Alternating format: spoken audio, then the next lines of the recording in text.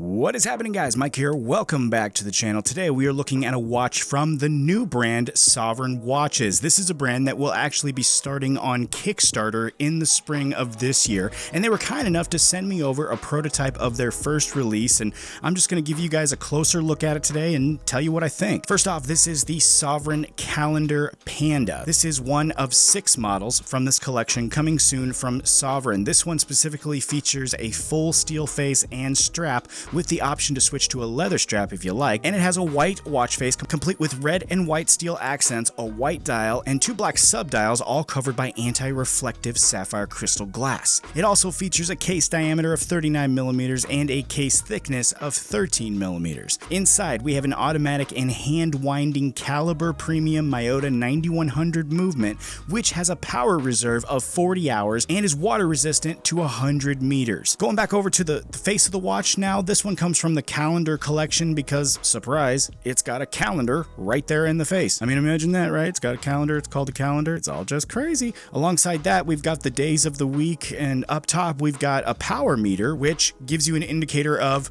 you guessed it again, the power, which is again unbelievable. But the cool thing is, too, just like all other watches like this, it does have an automatic feature, as you can see on the back there, so you can pretty much charge this thing up just by wearing it and walking around. Now, looking at the watch as a whole, I think it's got a pretty classy design to it. The side profile has really nice and clean lines, and I'm definitely a fan of the accents they got here too. The steel strap it comes with has nice accents as well, including the deployment clasp, which features their Sovrygn logo on it, which I think is pretty cool. Wearing it on the wrist is probably as you would expect. It's got a good amount of weight to it, not super heavy, but heavy enough to suggest it has some quality to it, at least in the building materials.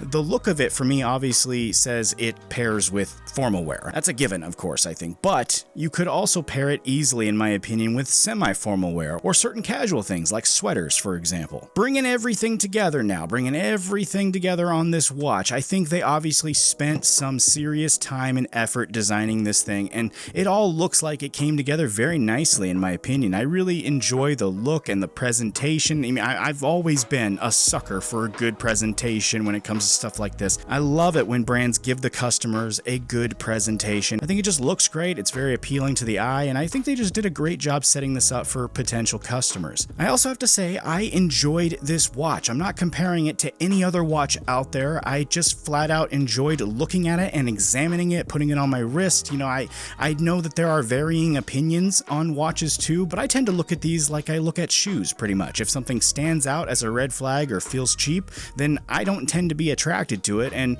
this one attracted me for all the reasons that I've already stated in this video. If you would like to check this out for yourself, you can look at their website for now, but their Kickstarter link will be in the description of this video, and you will be able to get this watch there for $515 when the Kickstarter begins, and then after that it will retail for $700 on their site, which is also linked in the description, so you might consider picking it up at their Kickstarter so you can get that discount. That's all I got though for this one. Make sure you do the usual for me: like, comment, subscribe, all that awesome stuff. I really appreciate that as always. Take it easy. I'll see you next time.